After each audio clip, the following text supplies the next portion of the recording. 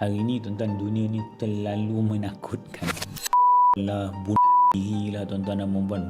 Orang lah, orang tuan-tuan, dia bukan lagi berlaku di peringkat dewasa. Anak-anak kecil dah buat benda tu dah tuan-tuan dan puan-puan. Remaja kita sangat-sangat bermasalah pada hari ini. Tetapi tuan-tuan dan puan-puan, kita tak boleh nak menunding jari kepada orang lain. Kita tak boleh nak salahkan orang lain. Kita tak boleh nak letakkan sepenuhnya tanggungjawab itu kepada orang lain. Akhir sekali tuan-tuan dan puan-puan, tanggungjawab itu hanya pada diri kita. Kita je yang boleh jaga keluarga kita.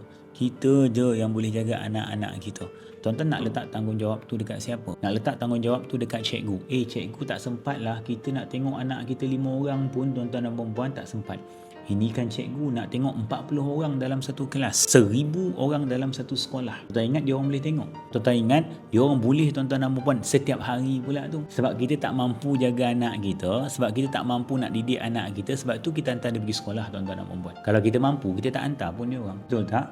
Jadi sebenarnya kita tak boleh nak letakkan tanggungjawab itu sepenuhnya kepada tuan-tuan orang lain, melainkan diri kita. Sebab itu tuan-tuan dan puan-puan, pada hari ini beristighfarlah kepada Allah. Minta ampun dengan Allah. Dengan kelemahan kita, dengan kekurangan kita, dengan ketidakmampuan kita pada hari ini, kalau tidak dengan bantuan Allah Subhanahu Wa Taala, tuan-tuan dan puan-puan, dah lama dah kita menjadi orang yang gagal dalam mendidik keluarga kita.